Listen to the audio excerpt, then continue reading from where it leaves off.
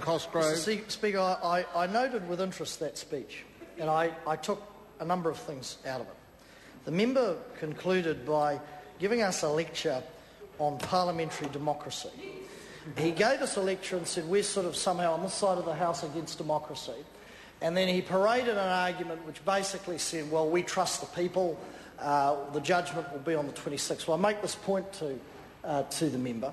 If he has so much faith and respect and trust in the people of New Zealand, then why today do we sit in urgency without a select committee where the people who are smart, who he takes for granted, could come before a select committee and give us a view on how they see this bill?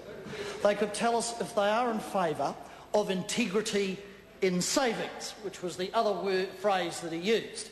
And integrity in savings is an interesting sort of phrase. That must have whipped out of the National Party PR unit, because it's an interesting phrase. At the same time as that member talks about integrity in savings, his piece of legislation before us cuts KiwiSaver. 2 KiwiSavers in a family loses $20 a week. Is that integrity in savings? Oh, hang on. The empty tin hasn't rattled. There is no sound. I ask the member again, is that integrity in savings? Oh no, crawl under the desk. I suggest he does. I say to that member, does he believe we should have a select committee so, to use his words, we can trust the people, treat the people with respect and ask them their view? Oh, he's mute, deaf, the tongue's gone, somebody's cut it out. I say that member, there is a word for that speech which he gave. On the one hand, the member preens about and preaches to us about democracy, but he doesn't show the intestinal fortitude in this place to say, let's have a select committee. I ask him again, does he believe the people should have the right to come to this House and test this legislation before an election with a select committee? Silence. Well, the silence is deafening. What a plonker, I say. The people will see that member for what he is, standing up, a lion in this chamber, an absolute lion. But he doesn't have the intestinal fortitude to call an FEC meeting, a financial and expenditure select committee, ask the people in the gallery, through our towns, through our cities, to come forward and make submissions and listen to their opinions, because he doesn't want the answer. He knows what the answer will be. He knows that 200,000 people who are affected by the cut in working for families, many of them will rock up to that select committee and say, we didn't vote a national government in for this. He knows that many, many thousands of people who he respects, so he says, will rock up to a select committee and say, didn't John Key say he would not touch KiwiSaver? Did John Key say that? Yes, he did. Has John Key broken his word? Yes, he has. And those are the responses that Mr Foss and his ilk and Mr Henare do not want the people to have the opportunity to come in and express those views. Because the people, of course, will come to a select committee if there was one and say, by the way, we do not want our assets sold. And by the way, we already, the people of New Zealand, own those assets. So why are they as a government pretending that they are so benevolent by offering those assets back to the people of New Zealand, the opportunity to buy them, given that they already own them? The people might also come to a select committee and say that we as a community are not awash with cash to be first in the queue, which the government can't guarantee, to purchase assets that we already own back, because they'll say to Mr Foss, as chair of the FEC, we as a community don't have the money because of cost of living, because of the great tax switch which gave those on the bottom of the heap, 72% of my electorate earn under 40 grand a year, gave them very, very little, but gave his leader $1,000 a week. That's what those people might say if they were given the respect and the opportunity to come before a select committee and express their view. But that has been denied to them, and that member has the audacity to get up and preach to this House and say he respects the views of his community. Well, if he's got that much guts, and I'm sure he has, he'll stand up, or the next speaker will take a call and say, hang on, Taiho, let's seek leave to have an FEC select committee and give the people their say. Because there's no reason why you wouldn't. The member himself says these measures will come in after an election. Therefore, we have months. We have months to deal with this piece of legislation. But oh no, he sits there, he looks into his fictitious papers, pretending, not willing to look up at anybody, guilty look on his face, because he knows he's just put his foot in his mouth in respect of that last speech. Easy to get up here in the chamber and be very lofty and high and mighty and say that you respect democracy and lecture every other MP, but he has the power as chairman of FEC to call the people in and show some real respect.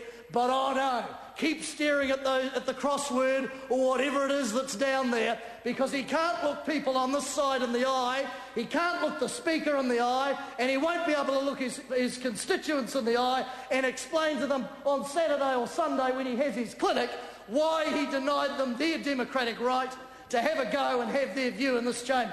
And I just say in the Select Committee, and I just say this, if we look at the historic record of the last government, and they talk about the decade of deficits, well, that member wanted some facts. I suggest he rolls these up and maybe chews on a few of these in the next couple of days.